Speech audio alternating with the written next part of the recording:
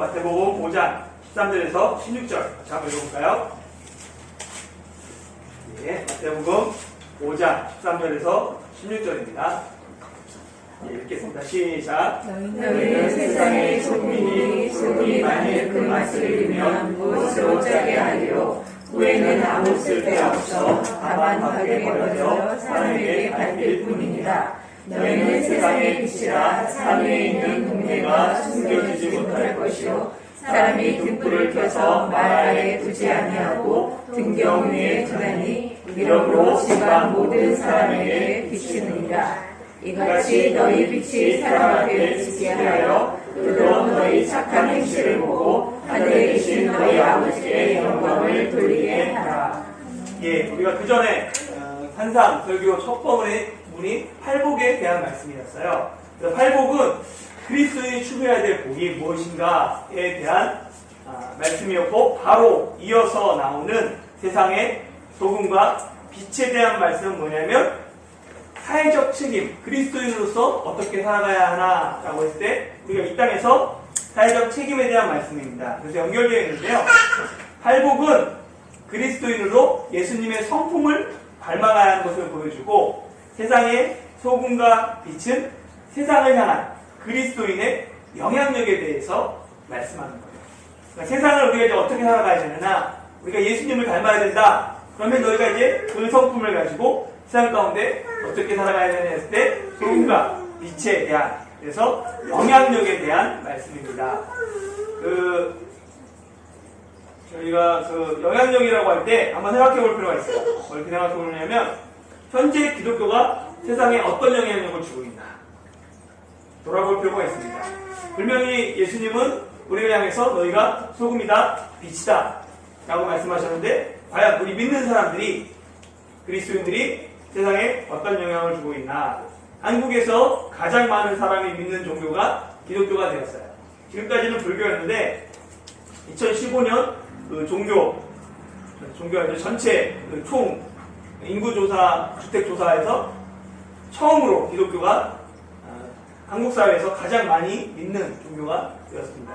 그렇다면 과연 기독교는 세상에 어떤 영향을 주고 있나요? 사람들이 교회를 어떻게 생각하고 있나 한번 자문하고 돌아볼 필요가 있죠. 뿐만 아니라 나는 그러면 어떤 영향을 미치고 있나, 주변 사람에게, 공동체에, 믿지 않는 사람에게 어떤 영향을 미치고 있나. 그러니까 왜냐하면 우리가 세상의 소금과 빛이라는 건 세상을 향한 영향력인데, 사람은 누구나 부정적인 영향력이든 긍정적인 영향력이든 모두 다 영향력을 미칩니다. 그러면 나는 과연 어떤 영향을 미치고 있나 돌아볼 필요가 있습니다. 이따가 한번 기회가 되면 한번 나누는 시간 갖도록 하고요. 한국에서 종교 호감도 순서가 있죠. 어떤 순서인지 아세요? 제일 호감도 높은 그 종교가 어디냐면 천주교예요. 그 다음이 불교예요. 그리고 기독교입니다. 예전에는 이러지 않았어요. 예전에는 개신교가 제일 높았어요. 근데 어느 순간부터 개신교가 종교 중에 호감도가 떨어지고 천주교가 급격하게 한국 사회에서는 호감도가 늘어나고 있습니다. 그래서 천주교 증가 원인 5가지, 서울대 종교철학과의 김종서 교수는 5가지 원인을 뭐라고 그러냐면, 첫 번째는 조직력과 결속력, 그래서 수직적인 교구다. 사실 이게 장점이면서도 단점인데, 장점인 경우에는 이게 정말 조직대로 움직이고 결속력 있게 한 목소리를 내고 이런 것들을 좋게 본 것이죠. 또 하나 보면 청렴성, 가족 부양에서 자유롭다. 그러면 반대로 얘기하면 개신교는 이 조직력, 결속력이 개교의 중심이잖아요. 그러니까 목소리들도 다 다르게 내고, 그 다음에 누가 말도 듣지도 않고 멋대로 하는 거죠. 교회마다. 그리고 청렴성에 있어서 목회자들이 가족 부양하다 보니까 거기에 대해서 재정이나 교회 돈의 투명성도, 그 다음에 깨끗한 눈도 좀 그렇게 안 보인다라고 했던 거죠. 세 번째는 군사정권 시기 정의와 인권운동 참여.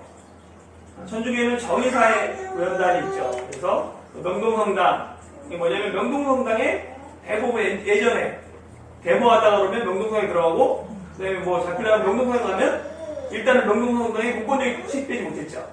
그러니까 그 안에서 농성도 하고 막 이랬단 말이에요.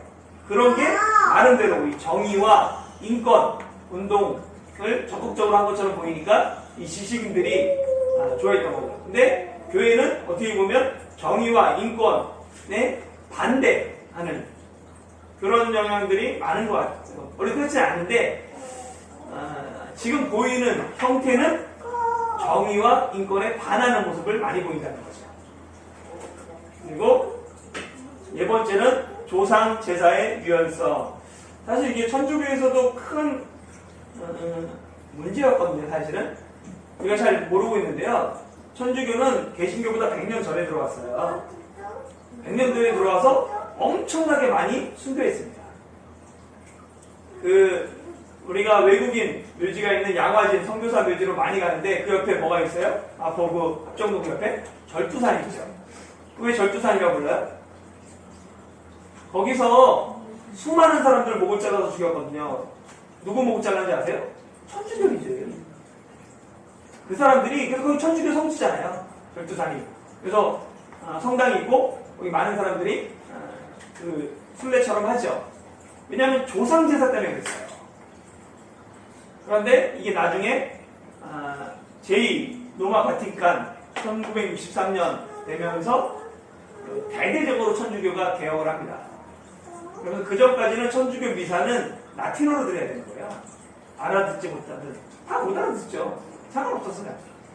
그런데 그때부터는 이제 그 나라 언어로 미사 드릴 수 있게 하고 그 다음에 우리나라 같은 경우는 이제 조상 제사가 이게 그냥 효의 일환이다 하면서 그걸 허용하게 됩니다. 그래서 그런 것들이 있고요. 또 타종교에 대한 열린 입장이 천주교 증가 원인 중에 하나로 해서 천주교는 그렇게 다른 종교에 대해서 비판하지 않아요. 예.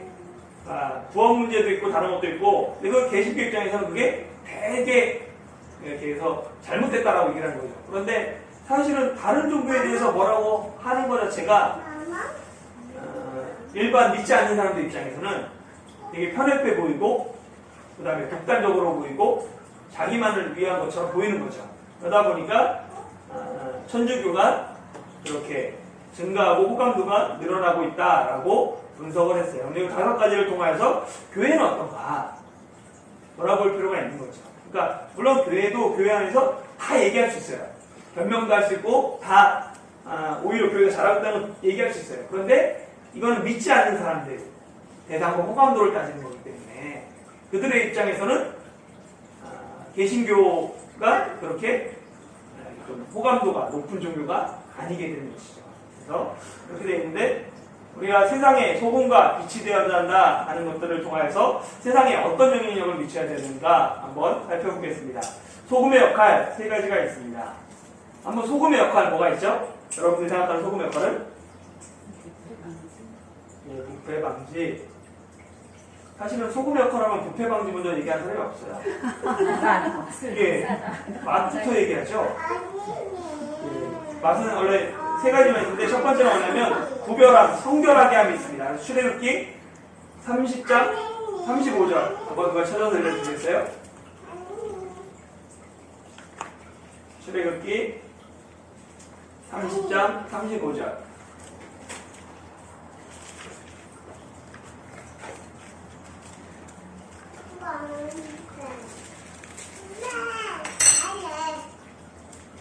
그것으로 향을 만들 때 향 만드는 법대로 만들고 그것을 소금을 써서 순결하게 하고. 네, 그 하나님 앞에 드리는 향기들 있잖아요. 그래서 향을 피우고 그러잖아요. 근데 여기 보면 그 향을 만드는데 그것에 소금을 쳐서 성결하게 구별하는 거예요. 이 성결하는 건 거룩이잖아요. 그러니까 구별한다는 거예요. 하나님께 소금을 쳐서 구별했고요. 레위기 2장 13절.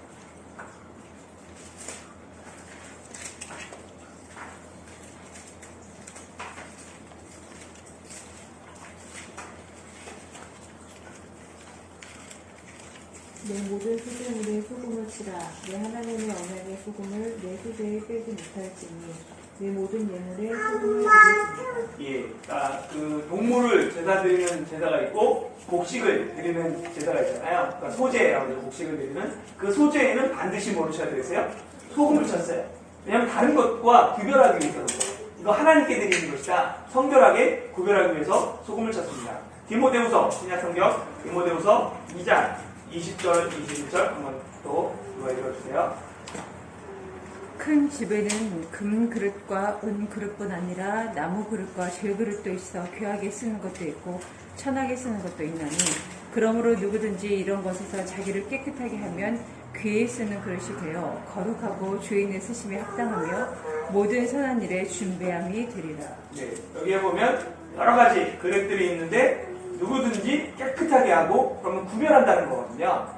그래서 결국은 우리가 구별된 삶을 살아야 된다라는 게 첫 번째 의미예요.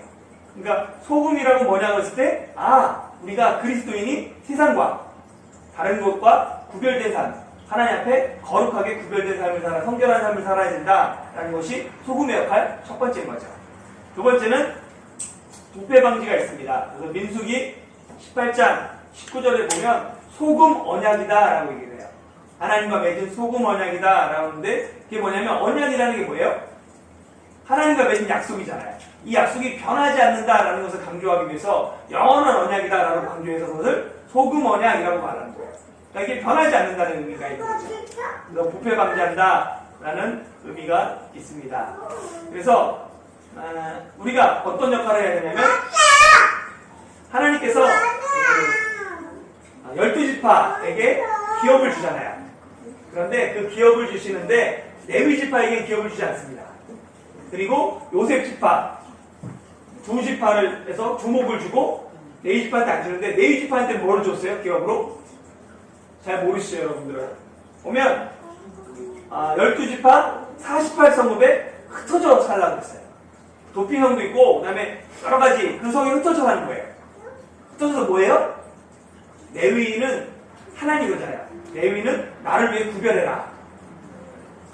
그걸 통해서 거기서 성결하게 살고 뭐예요? 이스라엘 백성들이 부패되는 걸 방지하는 거예요. 그 사람들이. 그 역할을 소금의 역할을 하라는 거예요. 하나님께서 레위 지파를 자기 지파로 삼으신 것은 그 사람들을 통해서 소금의 역할들을 담당하기 원하셨기 때문에 그렇습니다. 그래서 부패 방지하는 그런 역할이 있고요. 세 번째는 짠맛을 냅니다. 그래서 여기 6장 6절에 보면 짠맛을 낸다라고 말하는데요.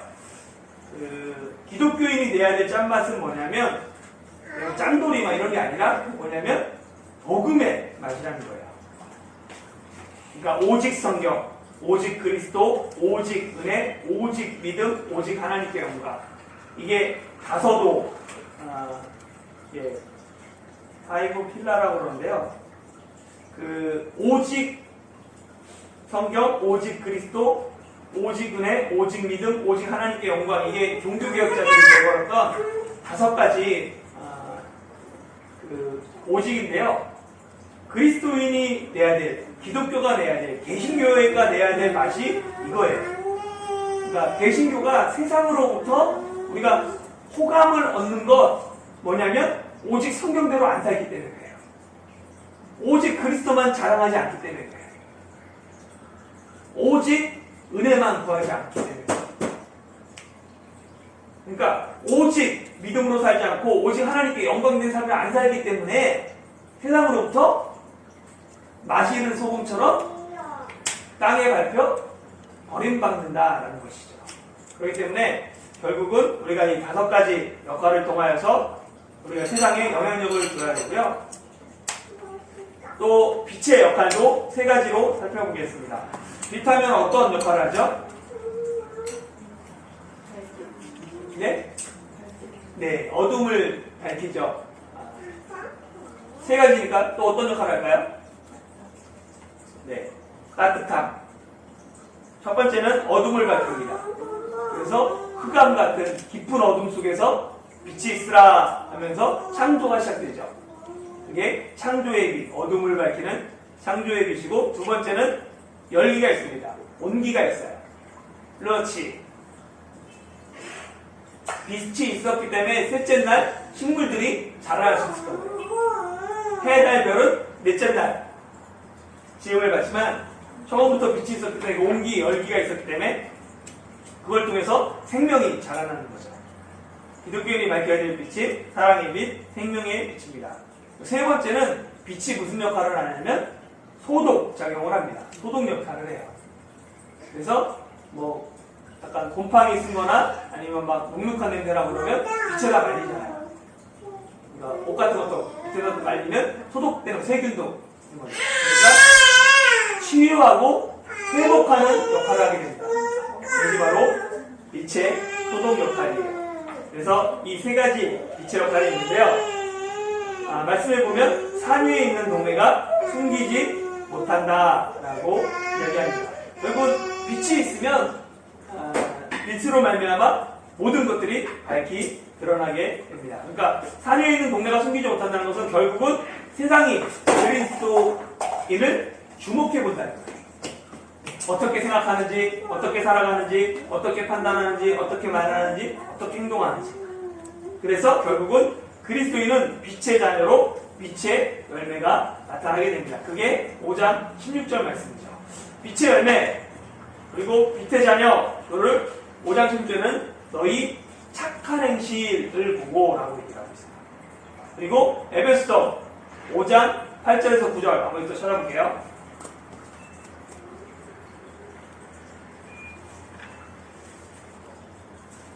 에베소서 5장 8절 9절.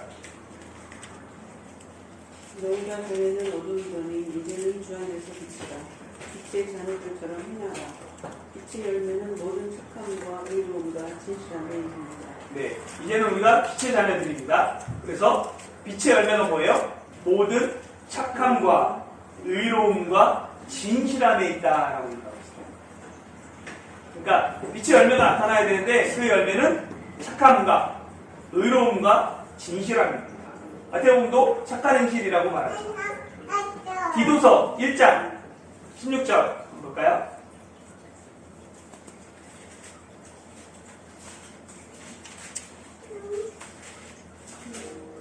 디도서 1장 16절. 그들이 하나님을 시인하나 행동은 부인하니 가증한 자요 복종하지 아니하는 자요 모든 선한 일을 버리는 자니라. 예, 그래서 하나님을 떠난 사람들이 있어요. 그들이 어떤 사람이에요? 하나님을 입으로 시인해요. 하나님 믿는다고 얘기를 해요. 근데 뭐로 부인해요? 행위로는 부인합니다. 그러니까 입으로는, 말로는 그렇게 얘기를 해요. 근데 그 사람 삶을 봤더니 뭐예요? 하나님을 부인해요. 어떻게 부인해요? 복종하지 않아요. 하나님의 말씀에 복종하지 않아요. 가증한 일을 행해요. 그리고 뭐예요? 모든 선한 일을 버려요. 선하지 않아요. 선하게 살지 않아요. 하나님 말씀을 떠나 살고 그런 사람들이 입으로 시인하지만 행위로는 부인하는 자다라고 말해요. 그러니까 이 빛의 열매가 뭐예요? 말로 하는 게 아니에요. 우리 삶으로 드러나는 열매가 되는 거예요. 그래서 이 소금과 빛의 공통점은 스스로는 없어집니다. 스스로는 사라져요. 녹아 사라지고 스스로는 나타나지 않죠. 그러니까 결국은 우리가 세상의 소금과 빛으로 살기 위해서는 뭐가 돼야 되냐면 나는 뭐 해야 돼요? 죽어야 되는 거예요. 나는 없어져야 되는 거예요. 내가 죽을 때, 내가 녹아 내려갈 때 빛이 되고 내가 또 녹아 사라져야지 맛을 내고 부패를 방지하고 그런 역할을 한다는 거죠. 사실 그래서 예수님이 그 역할을 하셨죠. 예수님이 소금과 빛의 역할을 하셨고 우리도 이제 빛 안에서 주의 자녀다라고 에베소서에 얘기했잖아요. 그래서 이 소금과 빛은 상호 보완적입니다. 소금은 부패를 방지하며 맛을 내고 구별하는 소극적인 기능이 있고 빛은 어둠을 밝히며 생명을 퍼지게 하는 적극적인 기능이 있어요. 그래서 소금은 그냥 남의 침투하고 뭐 하는 것, 이렇게 뭐 고요한 지키는 것, 이런 것이 소극적이라면 빛은 적극적으로 어두움을 밝히고 생명을, 사랑을, 복음을 전하는 것이 바로 빛의 역할입니다. 그래서 그리스도인의 영향력은 소금과 빛이 합쳐져야 돼요. 그러니까 세상의 공격으로부터 지키고 보호하고 그런 것도 뿐만 아니라 또 세상을 향해서 생명을, 사랑을, 복음을 증거하는 것, 그것이 바로 그리스도인이 세상의 소금과 빛으로 살라는 말입니다. 예수님은 우리가 이미 세상의 소금이고 빛이라고 말씀하셨어요. 예수님 은이죠. 예. 너희가 세상의 빛이다. 너희가 세상의 소금이다. 라고 말씀했다는 거예요. 소금이 될 것이다. 빛이 되어야 된다. 이게 아니에요. 이미 예수 그리스도 안에서 우리는 소금이고 빛입니다. 내가 세상에 존재하는 것만이라도 존재함으로 말미암아 세상에서 마치려며 세상에 빛을 비추는 존재입니다. 나로 말미암아 내 안에 있는 하나님의 나라가 그곳에 임하게 하는 거예요. 이게 사실은 조금 어려울 수 있는데요. 주님께서 우리 안에 사시잖아요. 주님께서 내 안에 하나님 나라로 만들어 가세요. 그러면 내가 있는 그곳이 하나님 나라가 되는 거예요. 그럼 내가 어떻게 살아야 돼요? 다른 사람들에게 선한 영향력들을 끼치며 사는 것이죠. 착함과 의로움과 진실함. 그래서 원래 찬양을 준비했던 게 행복하고 그 다음에 신실하게 진실하게였어요. 왜냐하면 결국은 우리가 그런 삶이 하나님 앞에 영광 돌리는 삶이다 라고 성경은 이야기하고 있기 때문에 그렇습니다. 그래서 구체적으로 이 빛과 소금에 대한 내용이 이어지는 게 뭐냐면 새로운 착한 행실이 나타나야 되는데 삶의 원칙에서 삶으로 나타나야 돼요. 삶으로. 그래서 새로운 삶의 원칙을 줍니다. 어떻게 보면 산상설교를 여러 가지로 구분할 수 있는 방법들이 막 사람마다 다른데요. 간단하게 이렇게 보면 우리가 세상의 소금과 빛으로 살아야 되는데 과연 어떤 것이 착한 행실이냐, 과연 어떻게 살아야 되느냐 했을 때 나머지 이야기를 합니다. 그래서 서론이 율법의 완성자 예수님, 그리고 예수님의 가르친 율법 완성의 신뢰, 생활 지침, 구제, 기도, 금식, 재물에 대한 것, 타인과의 관계, 자신에 대한 경계, 교회를 위한 경계와 결론 해가지고 나름대로 이게 세상의 소금과 빛으로 어떻게 살아야 되는지를 구체적으로 보여준다라고 말할 수 있습니다. 그래서 이 부분들을 하나씩 살펴보도록 하겠습니다. 율법의 완성자, 율법과 복음의 관계에 대해서 말하는데요. 마태복음 5장 17절에서 20절 같이 한번 먼저 읽어보겠습니다. 시작. 내가 율법이나 선지자를 폐하러 온 줄로 생각하지마라. 폐하러 온 것이 아니요 완전하게 하려 합니다. 실로 너희에게 이르노니 선지가 없어지기 전에는 율법의 1.1도 결코 없어지지 아니하고 다 이루리라. 그러므로 누구든지 이 계명 중에 지극히 작은 것 하나라도 버리고 또 같이 사람을 가르치는 자는 천국에서 지극히 작다 일컬음을 받을 것이요 누구든지 이를 행하며 가르치는 자는 천국에서 크다 일컬음을 받으리라. 내가 너희에게 이르노니 너희가 서기관과 바리새인보다 더 낫지 못하며 결코 천국에 들어가지 못하리라. 유대교와 기독교를 나누는 큰 차이점이 율법과 복음에 대한 이해예요. 율법을 어떻게 이해하냐는 거죠.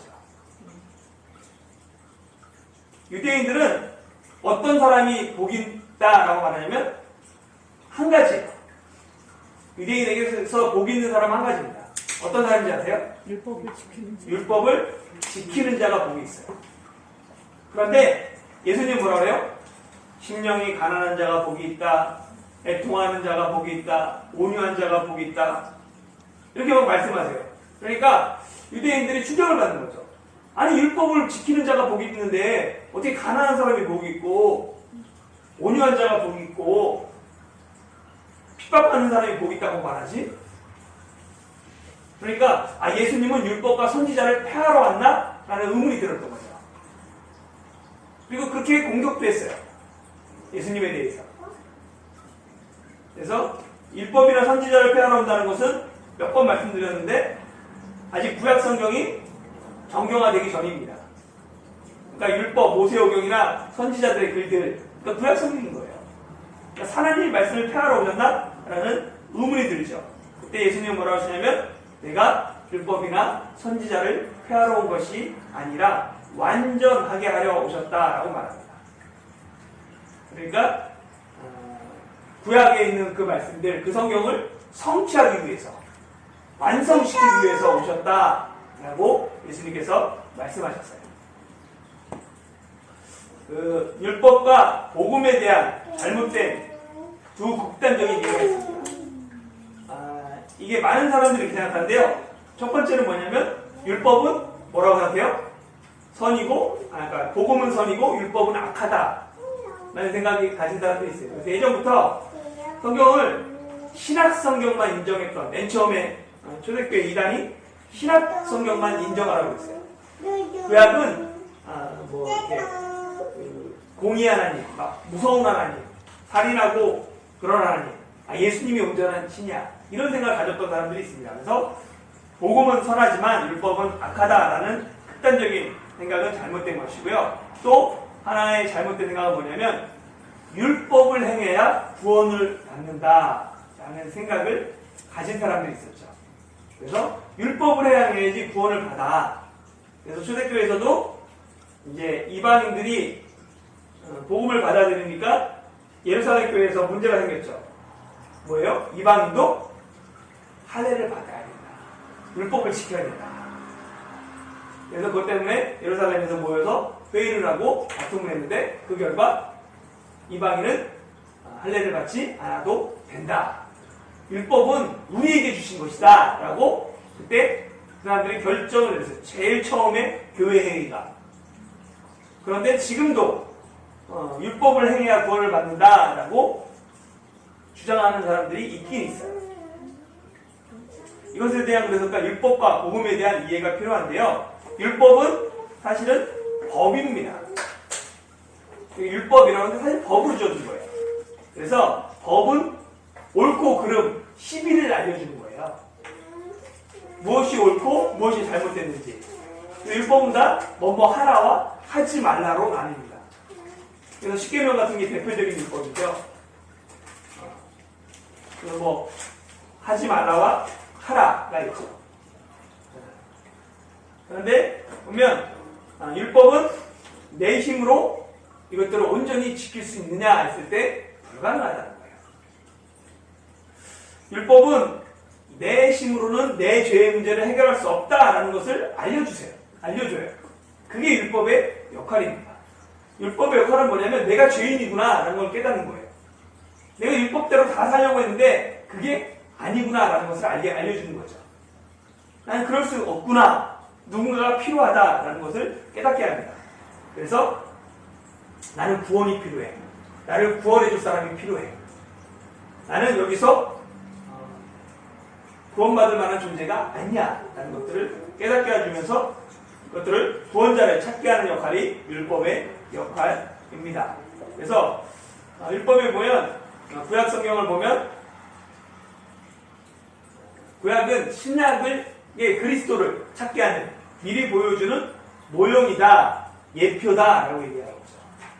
그래서 미리 보여주는 표다, 예표라고 그러고 모델같이 모형이다 라고 얘기를 하고 있습니다. 예를 들어서 피 흘리는 제사, 왜 피 흘림이 없으면 사함도 없고 왜 하나님께서 자꾸만 피 흘림을 얘기하시냐면 이게 결국은 십자가, 죽음에 대한 모형이라는 거예요. 그래서 피 흘리는 제사가 필요하고 어린 양이 필요하고 이 모든 것들이 예수 그리스도를 보여준다라고 얘기하고 있습니다. 그래서 예표론의 관점에서는 복음과 율법은 상호 보완적이에요. 그러니까 우리가 그냥 십자가 하면 그냥 깨닫는 게 아니라 이게 무슨 의미구나. 하나님 이걸 말씀하셨구나. 제사를 말씀하셨구나. 피 흘림을 말씀하셨구나. 이러면서 그 의미를 찾아가는 거죠. 그러니까 율법과 복음은 서로 복음을 해석하려면 율법이 있기 때문에 해석하는 거고 율법이 있기 때문에 복음이 빛나는 거죠. 상호 보완적입니다. 그래서 율법은 복음으로 발전하죠. 그래서 율법을 말할 때 가장 유명한 구절이 갈라디아서 3장 24절입니다. 한번 찾아봐서 이렇게 표시해 놓으면 좋을 것 같아요. 갈라디아서 3장 24절.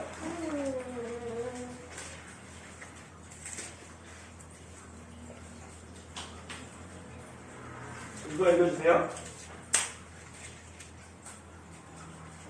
같이 율법이 우리를 그리스도께로 인도하는 초등교사가 되어 우리로 하여금 믿음으로 말미암아 의롭다함을 얻게 하려 합니다. 예, 율법은 그리스도께로 인도하는 초등교사가 된다라고 말합니다. 예전에는 봉학 선생이라는데, 그러니까 그 당시에 뭐 이렇게 교육제도라고 할 수는 없고요. 일단은 그 상속자를 이렇게 교육시키는 가정교사 같은 사람들이 있었어요. 그래서 결국은 율법은 그리스도께로 인도하는 그런 역할을 하게 됩니다. 그리고 율법이 있기에 죄를 알게 되고 복음의 필요성을 알게 됩니다. 구원론의 관점에서 율법과 복음은 대립적인 관계예요. 아까는 예표론에서는 보완적이지만 구원론에 있어서는 율법과 복음은 대립적인 관계에 있습니다. 왜 그러냐면 한번 보면 왜 대립적이냐면 율법은 목적이 뭐냐면 죄를 깨닫게 하는 데 목적이 있어요. 복음은 뭐예요? 우리 죄를 대속하기 위한 거죠. 율법의 결과는 저주받고 심판받아요. 거기서 자유로울 사람이 없어요. 율법으로는 의롭다는 사람이 아무도 없어요. 근데 복음으로는 저주와 심판에서 우리를 구속하고 속량합니다. 속성은 공의고 복음은 사랑이죠. 그래서 결국 율법을 통해서는 정말 내가 좀 어떻게 의를 얻냐면 자기 의거예요. 내가 율법을 지켰다. 내가 남들과 다르다. 이러면서 자기 의로 의롭다 하면 없죠. 득이. 그런데 복음으로는 뭐예요? 나는 그런 존재가 아니다. 예수 그리스도로 말미암아 거룩함을 얻어요. 칭의, 뭐 득이 그렇겠죠. 성격은 이걸 그림자, 예표, 일시적이라고 그러면 실제, 완성, 영구적이죠. 일시적이라는 건 제사도 한 번 드리면 또 지내야 되잖아요. 계속 한 번밖에 안 돼요. 일시적인 거예요. 잠깐. 근데 예수 그리스도가 계속 숫자가 돌아가시지 않잖아요. 그런 의미고, 관계는 이게 원인이라면 이게 결과입니다. 그리고 대상이 활동적인 이스라엘이고 여기 영적 이스라엘 교회를 말합니다. 이런 의미로 보면 구원에 있어서는 대립적이라는 거예요. 무슨 의미인지 아시겠죠? 예. 그리고 따라서 율법과 복음은 상호 보완적이며 또한 대립적입니다.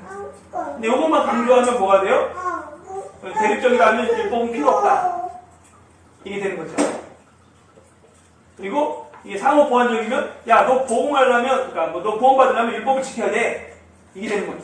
이거가 둘 다는 잘못됐다라고 얘기했던 거예요. 그러니까 이 상호 보완적이면 또한 대립적인 특징을 갖고 있습니다. 율법은 구원의 조건으로 주어진 것이 아니라 이미 구원받은 사람들에게 주어진 것이다. 하나님의 백성답게 살라고 주신 것이 율법이다.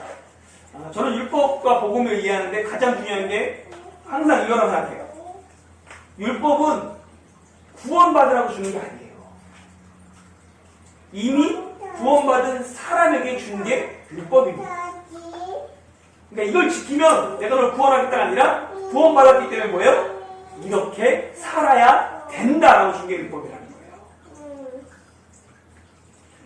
거예요. 제가 항상 강조하는 게 출애굽기 1장 2절 십계명 중에 가장 중요한 말씀이라고 했죠. 한번 찾아볼까요? 다시 한번. 십계명 20장 2절 읽어볼까요? 시작. 나는 너를 애굽 땅 종되었던 집에서 인도하여 낸 내 하나님 여호와니라. 네, 여기에 보면 이게 대전제, 십계명의 대전제라고 얘기하는데 유대인들에게 있어서 첫 번째 계명이 뭐예요? 2절이에요. 지금 읽은 이거예요.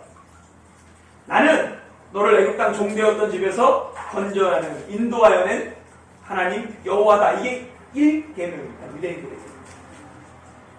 그 다음에 딴 게 뭐예요? 그렇기 때문에 너는 나 외에 다른 신을 내게 두지 말라. 이렇게 대답하는 거예요. 그러니까 대전제가 뭐냐면 내가 널 구원했다는 거예요. 그렇기 때문에 너는 이렇게 살아야 된다. 우상을 만들지 말고 그 다음에 내 안식일을 지키고 이런 것들 모든 것들이 결국 뭐냐면 구원받은 사람들에게 준 말씀인 거죠. 율법을 지킴으로 하나님의 백성이 되는 것이 아니라 하나님의 백성이 되었기에 하나님의 말씀을 지키는 것이다. 이것이 하나님께서 율법을 주신 이유다. 이게 율법의 정신입니다. 이게 왜 중요하냐면 그 다음에 예수님께서 율법을 완성하기 위해서 왔다. 온전하게 하기 위해서 왔다. 라고 하면서 실제로 보여주는 예들이 있어요. 그걸 통해서 뭐 하냐면 율법의 정신을 다시 한번 되새기는 거예요. 항상 이 율법의 정신을 잊지 말아야 합니다. 그리스도인은 산상선교를 지키며 말씀대로 살기에 힘써야 한다. 그러나 이를 온전히 문자적으로 모두 지킬 수 있는 사람은 없다. 그러니까 우리가 하나님 말씀을 지켜야 돼요. 왜냐하면 예수님이 우리의 주인이 되고 그리스도가 되었기 때문에 예수님이 나를 위해서 생명을 주시고 나를 구원하셨기 때문에 이제는 구원받은 사람으로서 하나님의 말씀을 지키며 예수님의 말씀을 지키며 예수님처럼 살아가야 돼요. 그런데 사실은 이게 문자적으로 모두 지키려고 하면 뭐가 돼요? 다시 율법이 되는 거예요. 율법은 좋은 거예요. 그런데 그 시대 상황에 또 그 공동체 필요하기 때문에 줬던 말씀인데 그걸 문자적으로 다 지키려고 하다 보니까 죽은 정신을 잃어버리게 되는 거죠. 예를 들어서 노하는 자마다 심판을 받게 된다. 지옥불에 떨어지게 된다. 그럼 우리가 여기서 평생 동안 안 내본 사람이 어디 있어요? 화 안 내본 사람이 어디 있어요? 그 다음에 너를 실족하게 하거든 빼어내버리라. 내 손이 너를 범죄하게 하거든 잘라야 되고 내 눈이 범죄하면 뽑아야 되고 문제적으로 사실 다 그대로 지킬 수 없습니다. 그렇기 때문에 예수님께서 십자가에서 대속제물로 돌아가셨죠. 이걸 다 지킬 수 있었으면 우리가 율법대로 다 살 수 있었으면 예수님이 십자가를 지실 필요가 없어요. 그 사람은 그렇게 의롭게 인정을 받을 수 있으니까. 그런 사람이 있다면 저 사람은 그렇게 했는데 너는 왜 못해? 그러면 예수님이 오실 필요도 없죠. 로마서 8장 3절 한번 볼까요?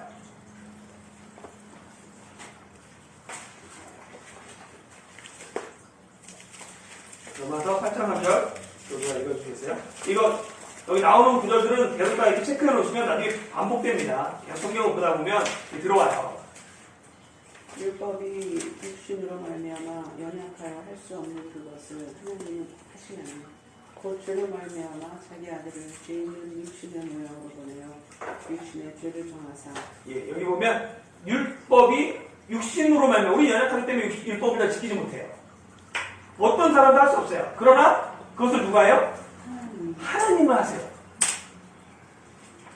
하나님 어떻게 하셨어요? 그 아들을 육신으로 내려보내시죠.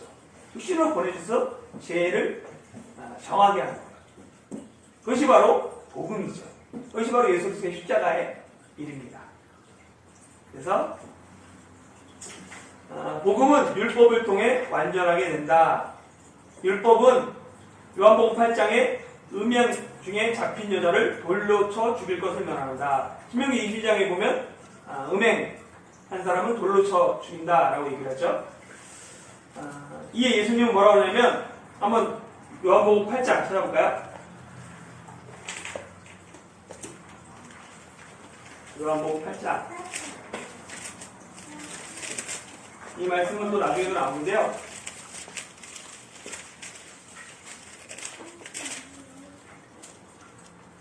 사람들이 음행 중에 잡힌 여자를 끌고 와서 말했죠. 그때 고발하니까 예수님께서 뭐라고 하냐면 7절 뭐라고 그래요? 너희 중에 죄 없는 자가 먼저 돌로 치라 라고 했어요. 그러니까 너희 중에 죄 없는 자가 먼저 돌로 치라 라고 말씀하시고 나도 너를 정죄하지 아니하노니 라고 말씀하시죠. 여기서 보면 율법을 폐하는 것처럼 보이잖아요. 야, 율법은 분명히 돌로 치라라고 말했는데 예수님 뭐예요? 너 정죄하지 않겠다. 율법은 분명히 간음에 대해서 정죄하고 있어요. 근데 예수님은 너 정죄하지 않게. 율법을 폐하는 것처럼 보여요. 그런데 예수님은 돌로 치라는 율법의 요구 대신에 뭘 했냐면 그 여자가 정죄하지 않는다고 예수님 말씀하시는데 자신이 그 요구를 위해서 목숨을 내놓으세요. 예수님은 대신해서 율법을 자신이 그 모든 정죄를 십자가에서 지시잖아요. 그것이 복음이고 이것이 율법의 마침이 되셨다라는 의미라는 거예요. 그리스도가 율법의 마침이라는 의미가 뭐냐면 율법이 폐기되고 끝났다 이게 아니에요. 율법의 마침이 되었다는 의미는 뭐예요? 예수님이 완전하게 했다. 완성시켰다라는 의미인 거예요. 어떻게 완성시켰어요? 대신 죽으신 거. 십자가를 통하여서. 우리 율법에 따르면 못 다 죽을 사람이에요. 그런데 예수님이 십자가에서 모든 짐을 대신 지고 돌아가심으로 율법의 마침이 되셨다. 완성이 되셨다라고 이야기하는 것입니다. 그렇기 때문에 우리는 여기까지만 해도 이게 복음이죠. 복음이에요. 이게 복음의 끝이라고 생각해요. 그렇지 않습니다. 중요한 건 사실 어떻게 보면 지금부터예요. 뭐예요? 복음의 의미를 안 사람은 이전 삶으로 돌아갈 수 없어요. 복음을 알면 다시는 죄를 범하지 말라라는 말씀을 지키며 사는 거예요. 예수님이 그 여자에게 그러잖아요. 나도 너를 정죄하지 않겠다. 그냥 돌아가라 이게 끝이 아니에요. 뭐예요? 다시는 죄를 범하지 말아라. 내가 너를 위해서 십자가를 졌어. 그럼 네가 이제 앞으로 어떻게 살아야 돼? 이전 삶으로 살 수 있다는 거야. 그게 바로 복음의 능력이고 어떻게 보면 우리가 구원받은 사람들이 어떻게 살아야 되느냐, 왜 세상의 소금과 빛으로 착한 행실로 살아야 되느냐 라는 복음의 의미를 안다면 그렇게 살 수 없다는 것이죠. 현대는 살인한 자, 간음한 자, 안식일을 범한 자, 우상숭배자, 부모에게 패역한 자, 율법으로 이렇게 얘기합니다. 살인한 자는 반드시 죽여라. 간음한 자 돌로 쳐 죽여라. 안식일을 범한 자 죽이고, 우상숭배하는 자 죽이고, 부모에게 패역한 자 죽이라 라고 말해요. 사실 이거 약간 보면 그거잖아요. 그 안식일, 살인, 간음, 내 부모를 공경하라 10계명이잖아요. 근데 죽여야 되는데 현대는 죽이지 않습니다. 그러나 그런 사람을 대신해서 누가 죽었다고요? 예수님이 대신 죽었다는 것을 반드시 기억할 필요가 있어요. 이 은혜를 아는 사람들은 죄를 멀리하며 빛의 열매, 거룩의 열매를 추구한다는 것입니다. 이게 성경의 가르침입니다. 로마서 6장 15절. 로마서 6장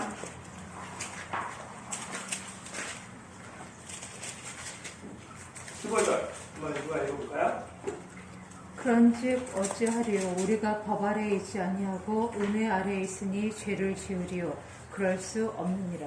예, 어떤 사람들은 그렇게 얘기하잖아요. 야, 어차피 예수님이 다 용서하셨어. 마음대로 살라고 하잖아요. 그리고 왜 죽기 전에 회개하면 돼. 그건 복음을 모르는 거예요. 예수님 만난 적이 없는 거예요. 내 마음대로 살다가 인생의 마지막 그걸 드리겠다는 건 그거는 복음에 대한 의미를 전혀 모르는 거예요. 성경으로요. 그럴 수 없다라고 얘기를 하죠. 그러면서 바로 이어서 20절에서 23절에 보면 너희가 죄의 종이 되었을 때에는 의에 대하여 자유로워집니다. 예수님을 모를 때는 그냥 죄의 종으로 살 때는 자유롭게 살 수 있어요. 마음대로 살 수 있어요. 너희가 그때 무슨 열매를 얻었느냐? 이제는 너희가 그 일을 부끄러워하나니 이는 그 마지막이 사망입니다. 자기 마음대로 사는 거 그때는 자랑스러워하잖아요. 모르니까. 그런데 내가 예수님을 알고 예수님이 나를 위해서 도구를 하셨다는 알면 그때부터는 정말 부끄럽구나 이게. 이렇게 살면 안 되는구나 라는 것들을 깨닫게 되는 거예요. 그러나 이제는 너희가 죄로부터 해방되고 하나님께 종이 되어 거룩함에 이르는 열매를 맺었으니 그 마지막은 영생이다. 죄의 사건 사망이요 하나님의 은사는 그리스도 예수 우리 주 안에 있는 영생이다. 어떤 열매를 맺고 있냐는 거예요. 그것이 바로 우리가 복음을 아는 사람이라면, 예수님이 나를 위해서 십자가를 지셨다는 걸 아는 사람이라면 우리는 세상의 빛과 소금으로 살아간다 라는 그 빛과 소금으로 어떻게 살아야 되는데 서론이 바로 그래서 율법과 복음에 대한 복음으로 완성됐다는 거예요. 그렇기 때문에 우리가 이렇게 살아야 된다는 것이죠. 마태복음 5장 21절에서 48절 마지막까지는 율법 완성의 신뢰 6가지를 말합니다. 그럼 여러분들이 찾아보세요. 6가지가 뭔가? 보면은 공통적인 틀을 갖고 있습니다. 뭐뭐 하였다는 것을 너희가 들었으나 나는 너희에게 이르노니 이런 식으로 틀이 갖고 있어요. 그 6가지 뭔가 한번 찾아보세요. 21절부터 찾으면 말을 해주세요. 살인하지 말라. 누구든지 살인하면 심판을 받게 하리라 하였다는 것을 너희가 들었으나 나는 너에게 이르노니. 뒤에 거는 뭐예요? 예수님이 말씀하시는 거고, 처음에 들은 말씀 뭐예요? 살인에 대한 얘기겠죠? 또요? 살인하지 말라라는 걸 들었어요. 간음하지 말라. 네, 간음하지 말라라는 것을 너희가 들었으나. 2가지요. 또 맹세를 하지 말라. 맹세.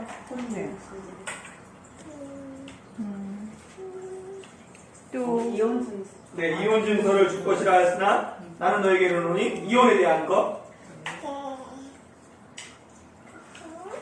눈은 눈으로 이는 네, 이로 갚으라. 눈은 눈으로 이는 이로 갚으라는 것을 너희가 들었으나. 마지막으로 내 옷을 사랑하고 내 원수를 미워하라. 그래서 6가지 주제가 뭐냐면 살인, 간음, 이혼, 맹세, 복수, 사랑에 대한 율법에 대한 것을 들었고, 그다음에 그것을 어떻게 그 의미가 무엇인지 예수님께서 해석해 주십니다. 보면 예수님은 율법을 주신 목적과 의도에 맞게 율법을 바르게 해석해 주신다. 율법을 완전하게 하기 위해 필요한 것은 기준의 회복, 공평과 그리고 적용의 확대입니다. 예수님은 기준을 회복시키세요. 그리고 기준을 공평하게 하는 것, 그리고 적용은 확대시키죠. 적용을 축소시키고 그게 아니라 오히려 적용은 확대시키는 그런 역할을 합니다. 하나씩 살펴보겠습니다. 첫 번째가 살인입니다. 살인의 기준은 무엇일까요? 일반적으로 살인이라고 하면 뭐라 그래요?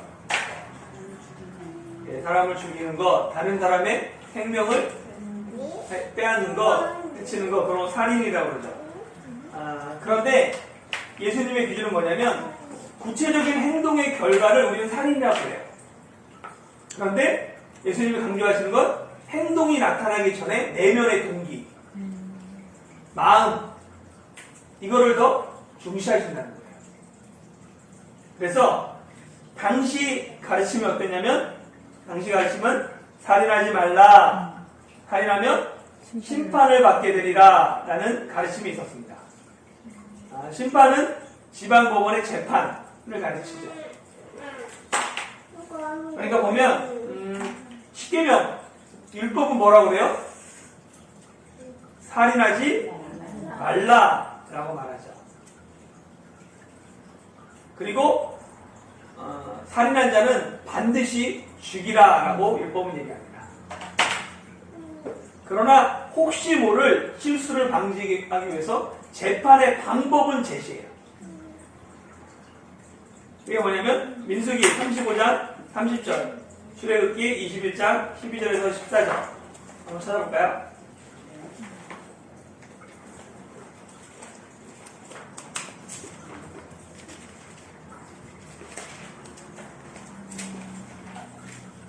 민수기 35장 30절. 사람을 죽인 모든 자, 곧 살인한 자는 증인들의 말을 따라서 죽일 것이나 한 증인의 증거만 따라서 죽이지 말 것이요. 예, 반드시 죽여야 되는데 뭐 해야 돼요? 예, 한 사람의 증거만은 안 된다. 그럼 재판의 방법을 제시합니다. 출애굽기 21장 12절에서 14절.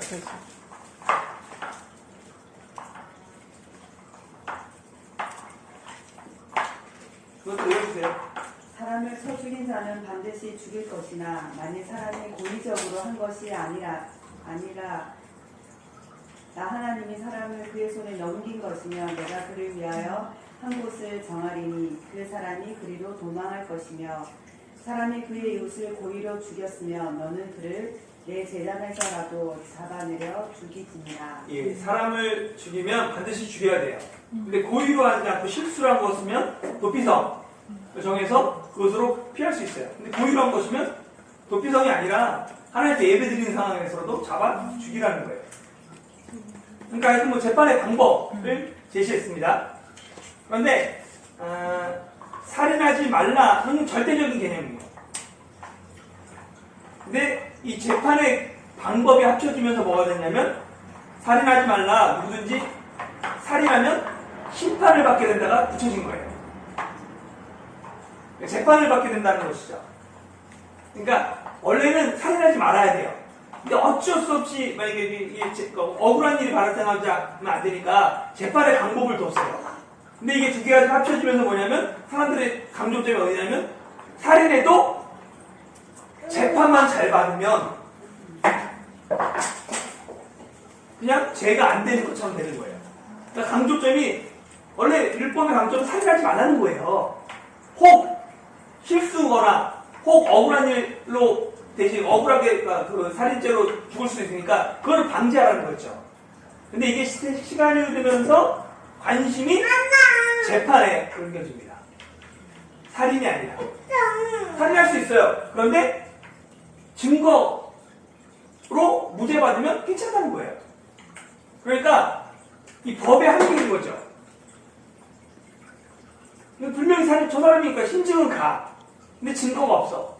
그럼 풀어주잖아요. 이 법의 한계잖아요. 근데 원래 율법은 뭐예요? 살인하면 안 된다는 거죠. 절대 살인하지 말아라. 이게 율법의 가르침인 거죠. 그러니까 예를 들어서 창세기 2장 10절을 보면 하나님께서 동산 중앙에 있는 선악을 알게 하는 나무 열매는 먹지 말라라고 명령하셨어요. 그리고 반드시 죽으리라 라고 말씀하셨어요. 먹지 말라는 명령이고 죽으리라는 처벌이에요. 그렇죠? 명령이 있고 그걸 어겼을 때 처벌이 있어요. 근데 뱀과 여자가 대화는 어디에 관심이 있냐면 하나님의 명령이 아니에요. 저 정말 먹지 말라고 했어? 하나님 명령에 대해서 물어보죠. 그 여자가 덧붙여 뭐예요? 죽을까? 하노라 이러니까 결과를 얘기하잖아요. 그러니까 원래 이 결과가 중요한 게 아니잖아요. 명령이 중요한 거예요. 근데 받아들인 입장은 뭐예요? 자꾸 결과를 받아보는 거예요. 그러니까 마귀가 야 무슨 소리야? 죽지 않아. 하나님처럼 되는 거야. 그러니까 대화의 진행이 결과에 자꾸 맞춰진다는 거예요. 의심이 들어가고 하나님께서 말씀하신 핵심이 아닌 결과에 집중할 때 말씀이 변질되는 거예요. 그러니까 살인 저지르면 그 사람이 무죄 받기 위해서 재판 잘 받으면 된다는 이건 원래 율법이 가르친 게 아니죠.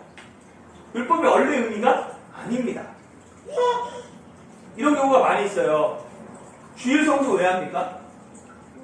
왜 하나님의 말씀을 지키면서 살아요? 어떤 분들은 그렇게 얘기하죠. 주일날 예배 안 드리고 놀러 갔더니 어떤 아는 사람 사고 당해서 어려움 겪고 누구 하나 죽고 어떻게 갔더니 골프 치러 갔다가 이런 말 얘기 듣잖아요. 이거 예약도 많이 하잖아요. 원래 그 명령과 결과 중에 사람들 관심은 어디 있어요? 자꾸 결과에 있다는 거예요. 그렇지 않습니다. 우리가 주일을 지키는 이유는 우리가 그 시간들을 구별해서 하나님께 드리기로 약속했기 때문에 그리고 그게 내 삶의 가장 우선순위에 있는 것들을 실제로 보여주는 거죠. 근데 두려움 가운데 그거 하지 않으면 말씀을 지키지 않으면 하나님 벌레일까봐 그런 거는 사실은 말씀이 왜곡되는 거예요. 그 당시가 그랬다는 거예요. 그럼 오늘날 많은 가르침이 과연 원래 하나님이 말씀을 주신 그 의미냐 아니면 이게 약간 변질되어서 물론 도움은 되죠. 그런데 그게 오히려 결국은 말씀의 변질을 갖고 온다면 그건 절대 유익이 아닙니다. 그리고 또 보면 살인에 대한 예수님의 해석, 율법의 완성은 몇 가지로 말씀드리죠. 말씀하죠. 세 가지로 말씀하죠. 그래서 마태복음 5장에 보면 맨 처음에 뭐냐면 형제에 대하여 노하는 자, 분노를 의미하는데요. 분노는 말과 행동으로 표현되기 이전에 이미 마음속에서부터 시작됩니다. 마음속의 분노가 말과 행동으로 이어져서 행동의 최극단으로 이어지는 게 뭐냐면 살인까지 이르게 되는 거죠. 인류의 최초의 살인 어떻게 일어났어요? 가인과 아벨이 어떻게 일어났냐면 분노에서 일어났습니다. 노 때문에 일어났어요. 창세기 4장 5절에 보면 바로 뭐라 그러면 노했다고 해요. 그 분노 때문에 일어난 거예요. 에베소 4장 26절에서 27절에는 뭐라 그래요?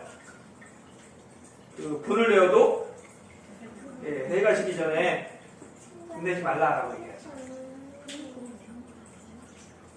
그렇기 때문에 형제에 대하여 노하는 자가 자마다 심판을 받게 됩니다. 그러니까 노하지 말아라 라고 말하죠.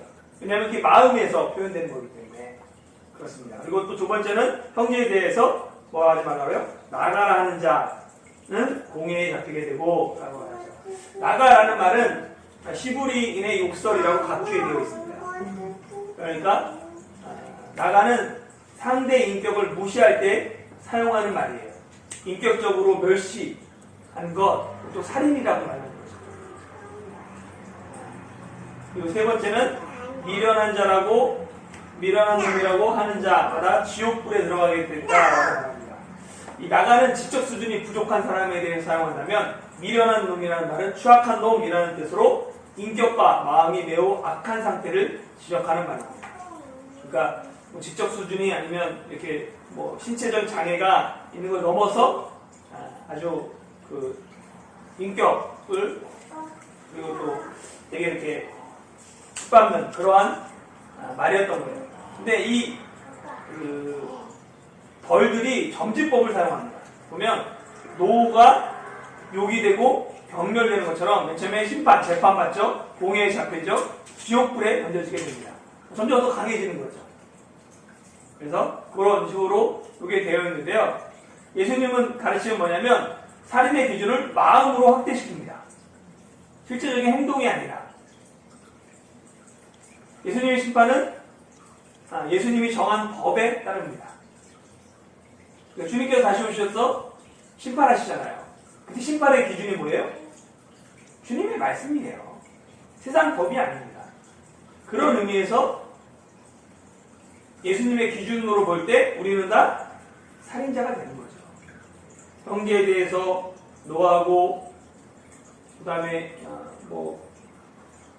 나가라고 하고 미련한 놈이라고 하고 이 모든 것들 가운데 자유로울 수 있는 사람이 없기 때문에 예수님의 기준으로는 우리는 모두 다 살인자가 됩니다. 살인하지 말라는 말씀과 내 이웃을 내 자신과 같이 사랑하는 말씀은 서로 사실 동일한 말씀이에요. 왜냐하면 내 이웃을 내 자신과 같이 사랑하면 함부로 노하거나 욕하거나 무시하지 않습니다. 그러니까 살인하지 말라라는 것은 부정적인 명령이죠. 뭐뭐 하지 말라. 내 이웃을 내 자신과 같이 사랑하라라는 건 긍정적인 명령이에요. 적극적인 명령이고 소극적인 거죠. 그 차이뿐이에요. 그래서 율법을 예수님께서 하나님 사랑과 이웃 사랑이라고 말했을 때 대표적으로 살인, 이 모든 것들이 그리고 이웃 사랑과 같은 명령인 것을 보게 됩니다. 그러면 우리가 이렇게까지 다른 사람에게 해야 하는 이유가 뭘까요?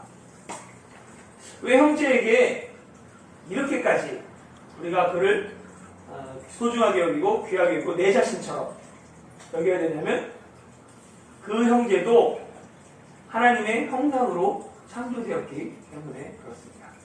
하나님께서는 사람을 하나님의 형상으로 창조되기 때문에 내가 보면 정말로 좀 별로 보기 싫은데 그 사람은 뭐예요?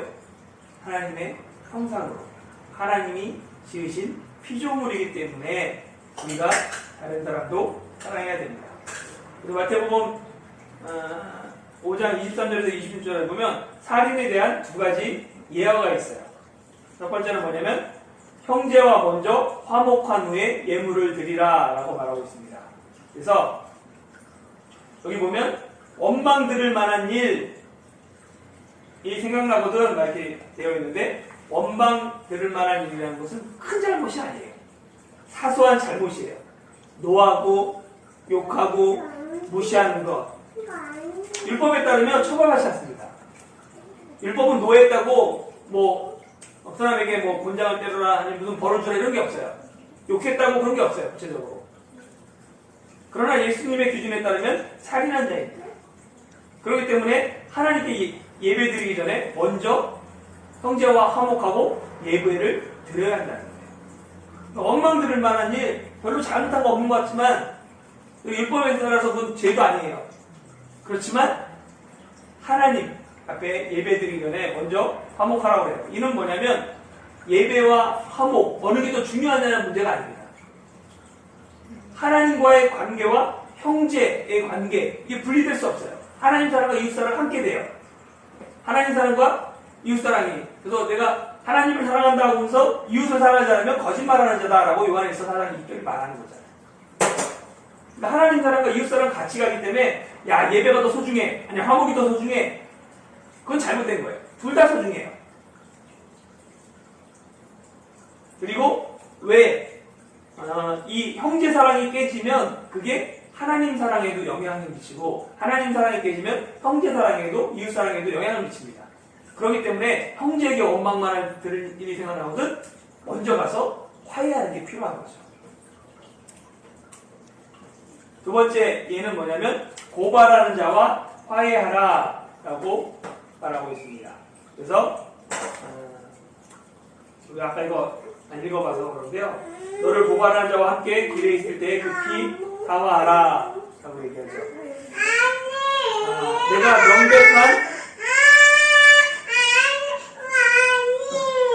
내가 명백한 잘못으로 고발을 당했을 때 어떻게 처신해야 하는가에 대한 말씀이에요.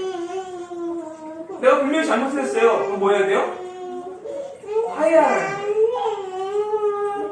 이건 내가 잘못했으니까 당연히 먼저 화해하는 게 당연하죠. 근데 나중에 한번 얘기하고 무엇보다 먼저 사과하고 화해해야 하고 그 다음에 두 가지 사과는 두 가지인데 하나는 사과하고 화해하는 게 있고 또 하나는 뭐예요? 한 푼이라도 남김없이 정확하게 배상하라라고 얘기해요. 뭐예요? 21절에 보면 진실로 내게 이르노니 내가 한 푼이라도 남김이 없이 다 갚기 전에는 결코 거기서 나오지 못하니라.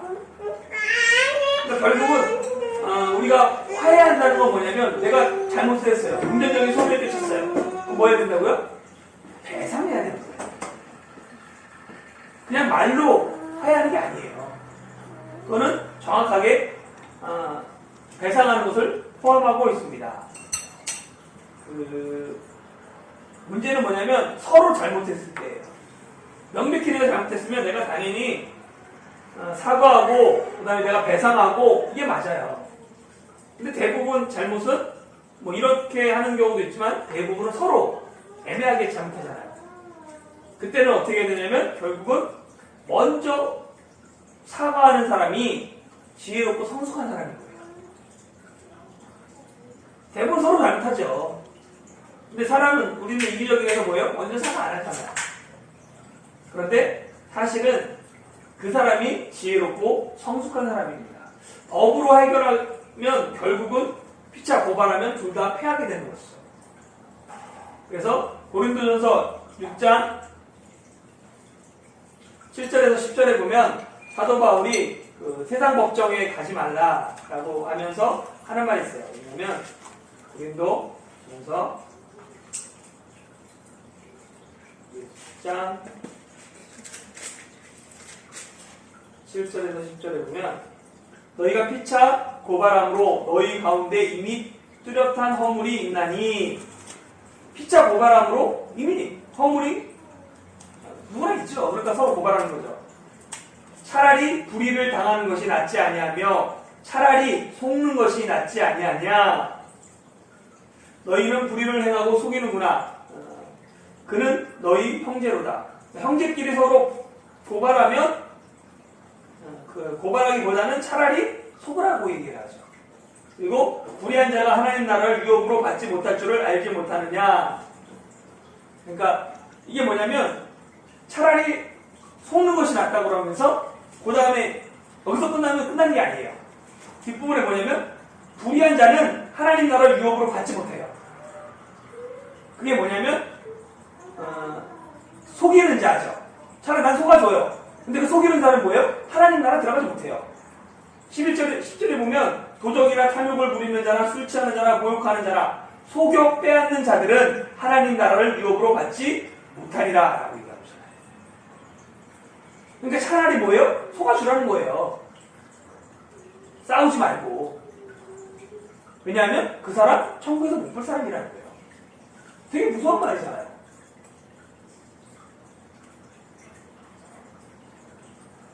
그러니까 피차 고발하면 그래서 둘 다 패한다는 거예요. 자기까지 상하고. 어차피 천국에 못 볼 사람 때문에 자기까지 상할 필요 없고 그냥 속아줘라. 어떻게 보면 되게 무서운 말인 거죠.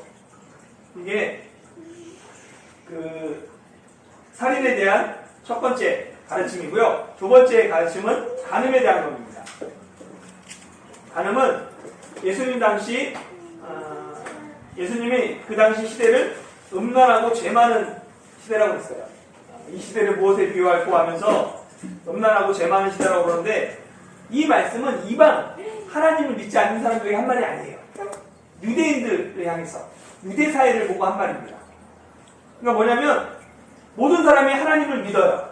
그리고 하나님 말씀대로 지키며 살려고 하는 사회였어요. 근데 예수님은 그 사회를 향해서 음란하고 죄 많은 세대다라고 부릅니다. 그러니까 이것은 결국은 율법의 문제가 아니라 인간의 문제예요. 인간의 악함은 법을 뛰어넘습니다. 아까 말했던 요한복음 8장 서기관들과 바리새인들이 현장에서 행음 중인 여인을 끌고 와서 예수님께 시험했던 장면이 있죠. 거기 보세요. 그러면 이걸 생각해보면 보세요. 간음은 하나님이 세우신 가정을 파괴하는 행위. 그래서 율법은 간음하는 자는 반드시 죽일 것을 명한다. 간음하지 말라는 계명을 가정을 보호하는 목적으로 주신 것이다.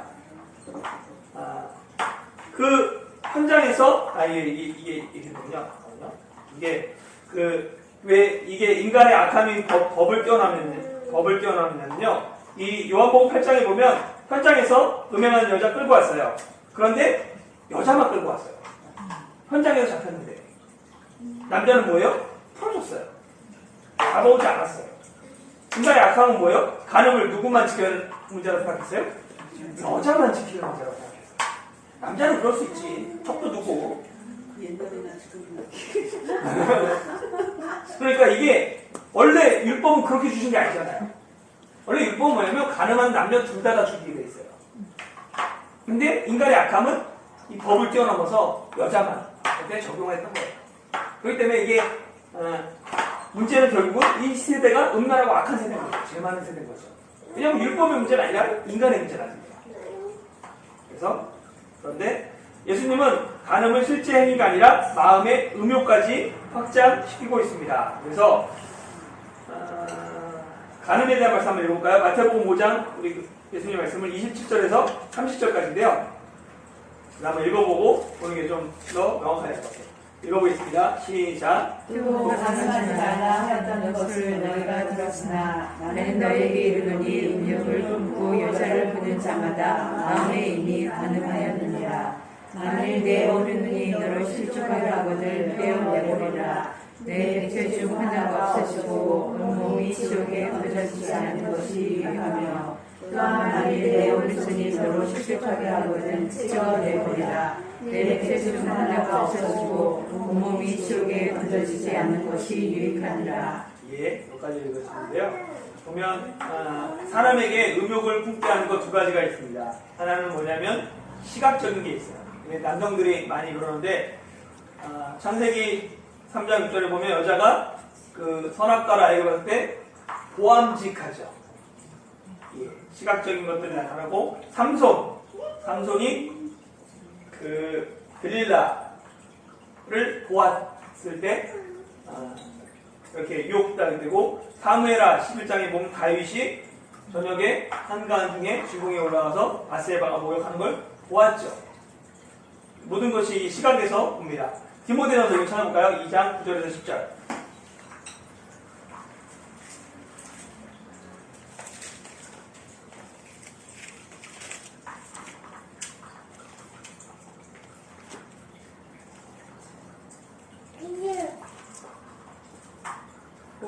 복음으로 말미암아 내가 죄인과 같이 디모데전서 2장 전서 9절에서 10절입니다. 또 이와 같이 여자들도 단정하게 옷을 입으며 수박함과 정돌로서 자기를 단장하고 따은 머리와 금이나 진주나 값진 옷으로 하지 말고 오직 선행으로 하기를 원하노라. 이것이 하나님을 경외한다는 자들에게 마땅한 것입니다. 예, 그래서 우리가 시각적으로 연약하기 때문에 여자분들이 도와줘야 될 것 이렇게 해서 이런 식으로 나왔죠. 근데 사실 이게 성경이 좀 약간 그 남성 중심으로 돼 있어서 그런 거예요. 마찬가지인데요. 사실은 이게 시각적인 것도 대부분 남성 중심으로 돼 있어서 그런데 그렇기 때문에 단정한 옷과 소박함과 정결함으로 하라고 이렇게 얘기하고 있고, 근데 사실 그보다 더 중요한 게 있어요. 10절이에요, 사실은. 오직 선행으로 하기를 원합니다. 그 외모, 이게 중요한 게 아니에요, 사실은. 실제로는 뭐냐면, 착한 행실로 하는 것이 필요합니다. 또 하나는 뭐냐면, 사람에게 음욕을 품게 하는 또 하나는 마음이에요. 그래서, 마태복음 15장 19절에 보면, 마음에서 나오는 것, 6, 7가지가 있는데, 그 중에 하나가, 음행, 이렇게 나오죠. 그래서, 마음과 생각을 무엇으로 채우냐가 그 사람의 인생이 됩니다. 잠언 4장 23절이 무릇 지킬 만한 것보다 내 마음을 지키라. 이에서 생명의 근원이 예선함이라 라고 얘기하죠. 그러니까 마음, 생각, 그게 왜 중요하냐면 사실은 그게 그 사람의 인생이 되는 거예요. 그렇기 때문에 우리 마음이 무엇으로 채우느냐라는 것이 중요합니다. 음욕을 물리치는 방법 몇 가지가 있죠. 첫 번째는 자리를 피하는 것입니다. 창세기 39장 10절에 보면 요셉이 그 보디발의 아내 유혹에 뿌리친 다음에 뭐예요? 아예 그냥 같이 있지도 않아요. 그냥 자리를 피하죠. 자리를 피하는 게 필요하고요. 그래서 잠언 5장 8절 한번 읽어볼까요?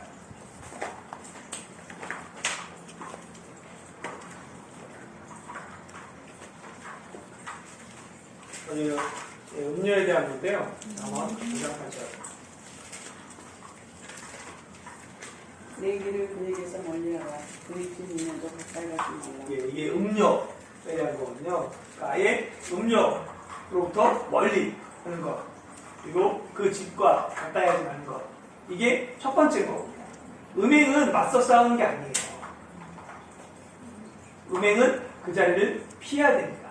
그 자리 자체를 아예 위험한 자리를 마찬가지로 술 마시면서 결국 음행으로 잘못되고 이런 것들을 다 피하는 경우가 있습니다. 두 번째는 뭐냐면 주를 깨끗한 마음으로 부르는 자들과 함께 하는 거예요.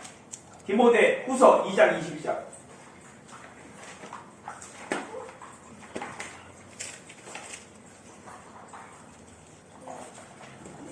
디모데 후서 2장 22절. 또한 너는 청년의 정욕을 피하고 주를 깨끗한 마음으로 부르는 자들과 함께 의와 믿음과 사랑과 화평을 따르라. 예, 두 가지를 말하죠. 하나는 뭐냐면 정욕을 피해야 돼요. 청년의 정욕은 피하고 또 하나는 뭐예요? 그걸 피하고 끝이 아니에요. 주를 깨끗한 마음으로 부르는 자들과 함께 따르는 거예요. 그러니까 내 주변에 이렇게 막 그 음욕을 따르는 사람들이 있으면 자기도 모르게 물드는 거죠. 그 때문에 주를 깨끗한 마음으로 부르는 자들과 함께 공동체를 이루고 그 다음에 함께 하는 것, 그것이 필요합니다. 그리고 세 번째는 뭐냐면 하나님을 두려워하라. 요셉이 한 말이죠. 내가 하나님 앞에 어떻게 죄를 범하리까? 여자가 유혹했을 때 요셉의 말, 하나님을 두려워하는 마, 호람되고 신앙, 하나님 앞에 있다는 마, 지금 하나님이 나와 함께 계시다는 그 신앙, 하나님이 보고 계시다는 그 신앙 때문에 음욕을 물리쳐야 되는 거고, 마지막은 뭐냐면 하나님의 기업을 바라봐야 합니다. 욥기 31장 1, 2절. 이게 욥이 자기가 눈과 언약을 맺는 거거든요. 욥기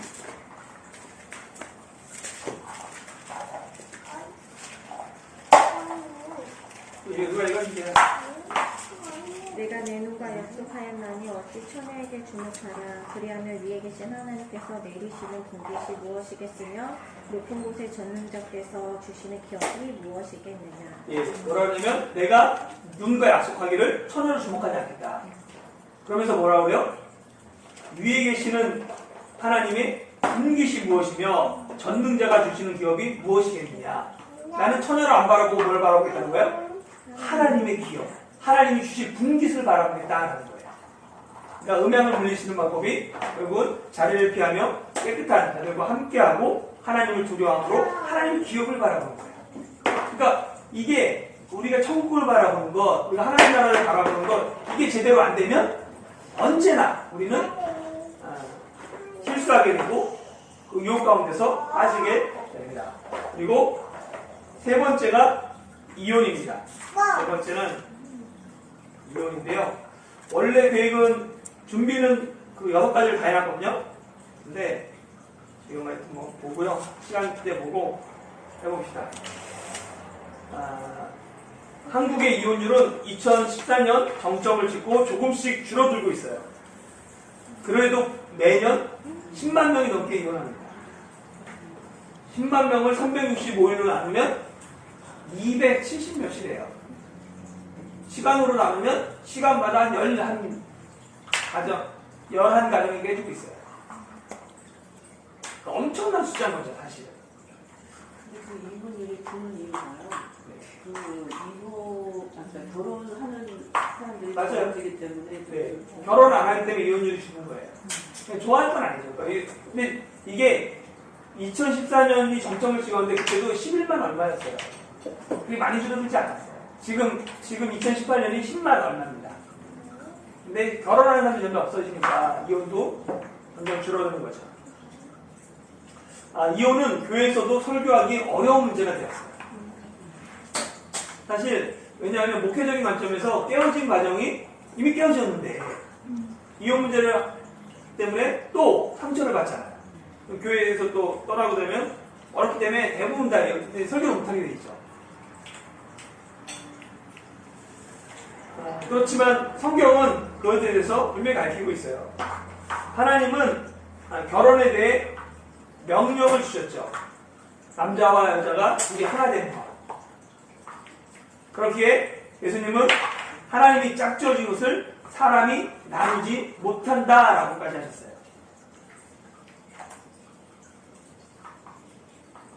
그런데 현실은 어떻습니까? 사람이 나누고 있죠.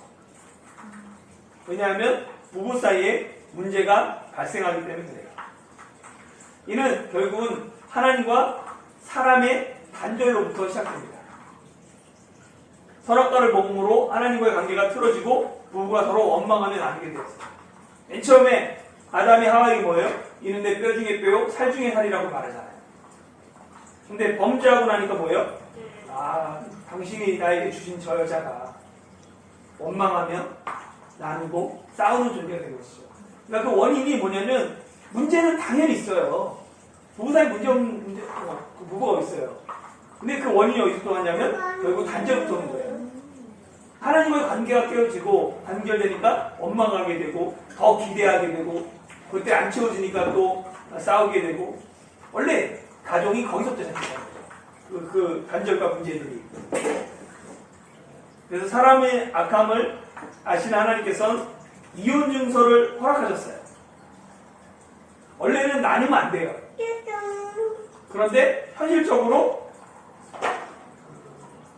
원래는 안 되는데 성경에 보면 뒷부분에 있을 거예요. 성경에 보면 이혼을 허락하는 경우가 하나 있어요. 뭐예요? 음행. 음행 같은 경우는 이혼을 허락합니다.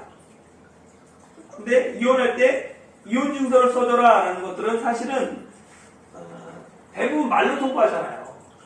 우리 조선시대나 뭐 다 마찬가지죠. 칠거지야. 쫓아내면 끝이잖아요.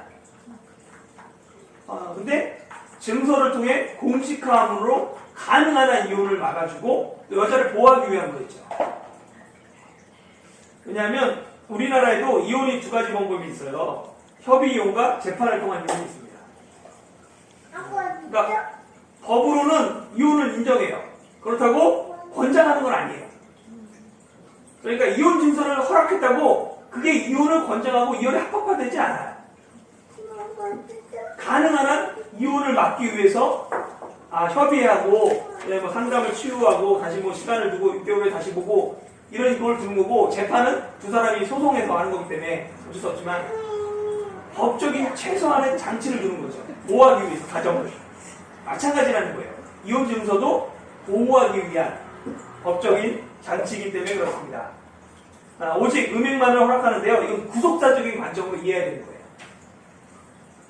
선악과 어떻게 보면 사랑의 서약인 거죠. 하나님과 사람의. 그런데 선악과를 먹음으로 서약이 파기됩니다. 그래서 에덴 동산에서 추방당하는 거죠. 그러니까 약속, 언약, 그게 깨어졌을 때, 음행으로 말미암아 깨어졌을 때 결국은 이혼을 허락하게 된 거예요. 구속사적으로 보면 그렇습니다. 그러니까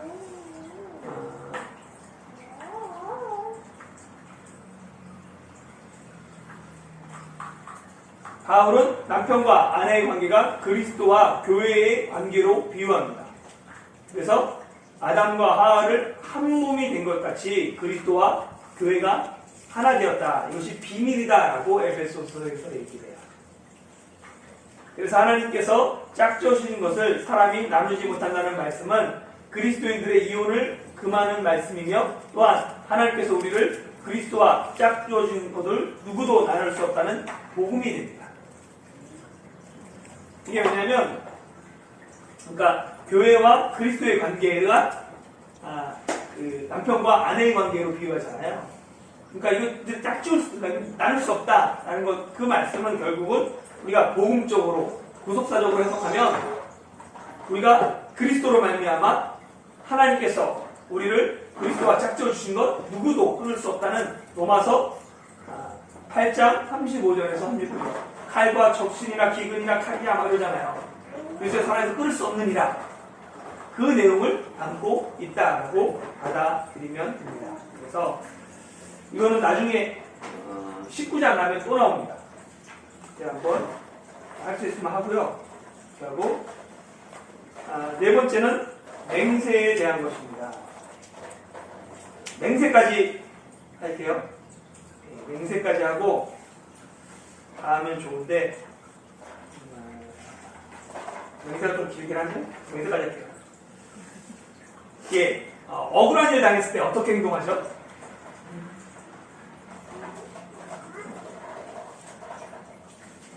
네, 억울한 일 당하면 여러 가지 할 수 있죠. 뭐 법에 고소할 수도 있고, 화를 낼 수도 있고, 친구 불러올 수도 있고. 근데 뭐 깨질 수 없는 그냥 관계를 깰 수도 있고. 그런데 억울함을 밝히고 결백을 주장하는 방법 중 하나가 맹세죠. 맹세는 자신의 이익과 손해를 피하기 위해 사용하기도 하고, 억울함과 진실을 밝히기 위해 사용하기도 합니다. 그러니까 이 맹세가 두 가지 용도죠. 자신의 이익을 얻기 위해서, 아니면 손해를 피하기 위해서, 그리고 또 아니면 억울함을 밝히기 위해서, 아니면 진실을 밝히기 위해서 맹세를 사용합니다. 그런데 이 성경에 보면 맹세와 서원에 대한 가르침이 따로따로 있어요. 보세요. 한번 찾아볼게요. 여기부터 출애굽기 20장 7절, 레위기 19장 12절, 민수기 20장 20절, 그 다음에 신명기 23장 20절 하나씩 찾아주세요. 네 분이.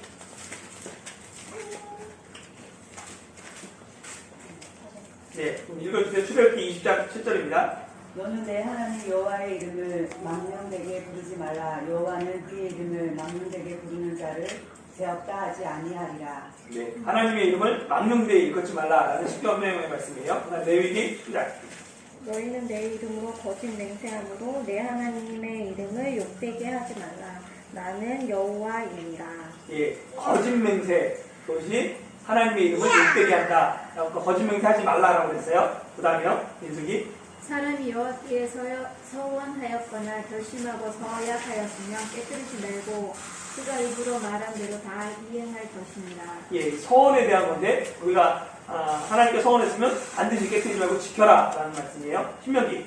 네 하나님 여호와께 서원하거든 갚기를 더디하지 말라. 네 하나님 여호와께서 반드시 그것을 내게 요구하시리니 더디면 그것이 내게 죄가 될 것이라. 예, 서원한 건 반드시 갚아야 되고 그게 막 더뎌지면 하나님 앞에 죄가 된다라는 말씀이에요. 그러니까 이 거짓 맹세, 그러니까 맹세하지 말라, 망령되이 일컫지 말라라는 이 맹세에 대한 것과 서원은 반드시 지키라 이 두 가지 명령 일법이 따로따로 있어요. 근데 이게 하나가 된 거예요. 그래서 거짓 맹세인 헛맹세는 금하고 서원과 같이 일단 맹세한 것은 반드시 지키라라고 가르쳤다는 거예요. 한번 같이 마태복음 5장 33절에서 37절 한번 읽어볼까요? 33절부터 5장 시작. 내 사람의 나라가 맹세를 하지 말고 내 맹세한 것은 죽겠지만 네, 일단 여기 보면 맹세하지 말고 맹세한 것은 죽게 지키라 라는 말을 너희가 들었다 그랬어요. 근데 사실 성경에서 보면 맹세하지 말라 따로 있고 서원한 건 반드시 지켜라 두 가지 따로 있었어요. 계속 읽어볼게요. 33절 시작. 나는 너희에게 이르노니 맹세하지 말지니 함부로도 하지 말라. 이는 하나님의 보좌이니요 땅으로도 하지 말라. 이는 하나님의 발등상이니요 예루살렘으로도 하지 말라. 이는 큰 임금의 성이니요 내 머리로도 하지 말라. 이는 내가 한 턱으로 누구 검게 할 수 없습니다. 오직 너희 말은 옳다 아니라 위에서 지나는 것은 악으로부터 나느니라. 예. 하나님은 인간의 악함, 이익을 위해서 쉽게 과장하고 불리하면 거짓을 말하고 거짓을 감추기 위해 맹세하는 것을 아시기에 함부로 맹세하지 못하게 피치 못하게 맹세할 경우 하나님의 이름으로 맹세하라고 하십니다. 한번 그러니까 그 신명기 6장 13절 한번 찾아주고요. 하나님은 맹세와 하나님의 이름을 연결시키고 책임 있는 말과 행동을 하길 원하셨습니다. 신명기 6장 13절 한번 찾아서 읽어볼까요? 내 하나님 여호와를 경외하며 그를 섬기고 그의 이름으로 맹세할 것입니다. 예, 그래서 경외하고 섬기며 그의 이름으로 맹세하라고 해요. 원래 맹세하지 말아야 돼요. 그런데 맹세할 건 뭐예요? 피치 못해 맹세하려면 하나님의 이름으로 하라고 해요. 왜요? 하나님을 두려워하니까. 그리고 하나님의 이름으로 하면 지켜야 되니까. 그래서 네가 맹세한 거, 그 말과 행동을 하나가 되길 원하셨기 때문에 만약에 하게 되면은 하나님의 이름으로 하라라고 말했어요. 그런데 시간이 흘러 하나님의 이름은 사라지고 맹세한 것은 무조건 지켜야 한다라고 가르쳤던 거예요. 마태복음 23장 16절에서 16절 18절 이게 7가지 화이트리칭저 중에 하나인데요. 볼까요? 마태복음 23장 16절 18절에 보면요. 화이트리칭저 눈먼 인도자여 너희가 말하되 누구든지 성전으로 맹세하면 아무 일 없거니와 성전의 금으로 맹세하면 지킬지라 하느니라. 너희가 또 이르되 누구든지 제단으로 맹세하면 아무 일 없거니와 그 위에 있는 예물로 맹세하면 지킬지라 하는도다. 그래서 하나님의 이름이 사라지고 맹세하는 것은 무조건 지켜야 된다. 이것으로 가르치기 시작했어요. 그리고 물질에 대한 욕심으로 하나님의 말씀을 자기에게 유리한 대로 해석하고 적용시켰습니다. 왜냐하면 성전으로 맹세하면 문제없지만 성전의 금으로 맹세하면 지켜야 된다. 야, 제단으로 맹세하면 별일 없어. 근데 제단에 예물로 맹세하면 그건 반드시 지켜야 돼. 이게 그러니까 어떻게 보면 자기에게 유리한 대로 가르쳤던 거죠. 성경과 바리새인들이. 그래서 예수님은 차라리 도무지 맹세하지 말라라고 하셨죠. 이 도무지 맹세하지 말라는 말은 문법적으로 해석하면 절대 맹세하지 말라라는 말이에요. 그러나 이는 습관적이고 형식적인 맹세를 하지 말라는 뜻으로 해석해야 합니다. 이걸 문자적으로 그대로 얻어서 그리스도는 맹세하지 말아야 돼 라고 생각할 수 있어요. 근데 그렇지 않다는 거예요. 왜냐하면 마태복음 26장 63절 64절에 보면 빌라도가 예수님을 신문하면서 물어봐요. 뭐라고 물어보냐면 63절에 예수께서 침묵하시거늘 대제사장이 물어보는데 대제사장이 이르되 내가 너로 살아계신 하나님께 맹세하게 하느니 내가 하나님의 아들 그리스도인지 우리에게 말하라. 너도 하나님의 이름으로 맹세해. 네가 그리스도야? 그래서 예수님이 뭐라 그래요? 24절에 예수께서 이르되 내가 말하라. 그러니까 예수님이 하나님의 이름으로 맹세했잖아. 내가 그리스도라고. 고린도 후서 1장 12절에 보면 사도 바울이 뭐라 하냐면 고린도 후서 1장 12절에 보면 자기가 정말로 가고자 했다라면서 이렇게 말합니다. 우리가 세상에서 특별히 너희에 대하여 하나님의 거룩함과 진실함으로 행하되 육체의 지혜로 하지 않냐고 하나님의 은혜로 행함은 우리 양심이 증언하는 바니 이것이 우리의 자랑이라. 내가 너희가 어떻게 행한 거 우리 양심이 증언한다라는 게 맹세라는 거랑 같은 말입니다.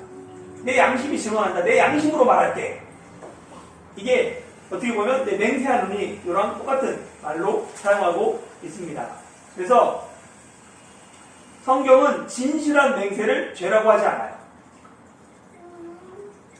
창세기 12장 20절에서 22절에 보면 야곱이 외삼촌의 집으로 피난을 가다가 황량한 곳에서 노숙하게 되다가 서운하잖아요.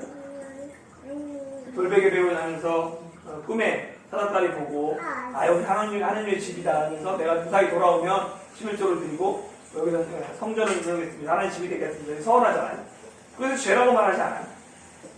시편 132편 2절에 보면 다윗의 시입니다.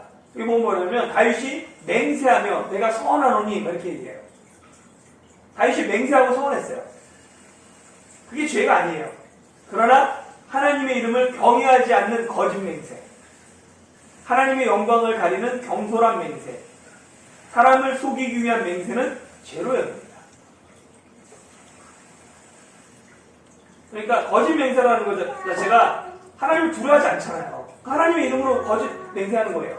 두려워하지 않으니까. 하나님 믿지 않으니까. 하나님의 영광을 가리는 맹세, 경솔하게 하는 것, 그리고 사람을 속이기 위한 것, 이런 것들은 다 죄로 여깁니다.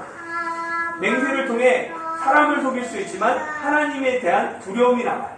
그래서 사람들은 하나님이 아닌 뭐로 맹세하냐면 하늘이나 땅이나 예루살렘이나 자기 머리를 두고 맹세를 했던 거예요. 그래서 예수님은 도무지 맹세하지 말라. 인간이 연약한 존재다. 너희를 뭐 지킬 수 있는 존재가 아니다. 라고 말하는 거죠. 이미 그걸로 맹세했다는 것 자체가 뭐냐면 지키고자 하는 마음이 없는 거예요.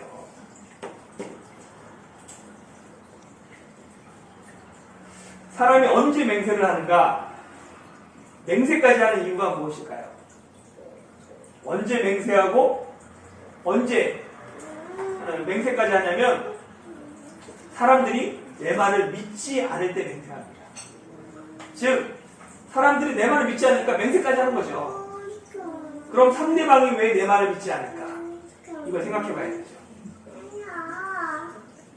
내가 하는 말이 거짓말이거나 나를 신뢰할 수 없기 때문에 내 평소의 삶이 진실을 말하지 않았기 때문에 내 평소의 삶이 진실을 말하고 자신이 한 말에 끝까지 책임지는 사람이면 내가 농담으로 해도 다른 사람 뭐라고 해요? 진담으로 받아들여요. 그런데 내 평소의 삶이 진실이 아닌 거짓을 말하고 내가 말과 행동이 다른 거예요. 신뢰를 할 수 없는 거예요. 그러니까 뭐가 필요한 거예요? 맹세가 필요한 거죠. 결국 가장 중요한 것은 평소 내 말과 삶이 진실한가입니다. 평소의 삶이 진실하지 않기에 맹세를 동원하는 거예요. 신용이 낮으면 담보가 필요하듯이 맹세를 동원하면서 그 이야기를 하는 거죠. 이런 맹세는 대부분 지켜지지 않습니다. 처음부터 지키고자 하는 맹세가 아니에요. 그 순간을 모면하거나 신뢰를 얻기 위한 맹세이기 때문에 그래요. 믿지 못하는 상대를 탓하기보다 평소에 신뢰를 쌓지 못한 자신을 돌아봐야 합니다. 그래서 신뢰를 쌓기 위해서는 먼저 언어가 진실해야 해요. 그게 옳으면 옳다라고 말하는 거고 아니면 아니다라고 말하는 거예요. 예수님이 말씀하신. 그리고 진실을 말하기 위해서는 언제나 용기가 필요합니다. 그래서 결국은 맹세가 중요한 게 아니라 맹세하느냐 안 하느냐가 중요한 게 아니라 내가 어떤 사람이냐가 중요한 거예요. 맹세와 약속의 바른 자세. 첫 번째는 지키지 못할 약속과 맹세는 하지 않는다. 과장이나 속임수를 사용하지 않는다. 약속이 깨졌을 때, 맹세가 깨졌을 때 하나님께 부끄러움이 됨을 기억하며 약속, 맹세는 반드시 지킨다. 혹 손해를 보더라도 약속, 맹세는 끝까지 책임진다. 마지막, 평소에 진실한 삶을 통해 신뢰를 얻는다. 이게 그리스도인으로서 맹세와 약속에 대한 바른 자세입니다. 그래서 그러면 그렇다, 아니면 아니다 라고 하라는 것이 우리 평소의 삶을 통하여서 맹세 없는 삶이 되는 것이 필요합니다.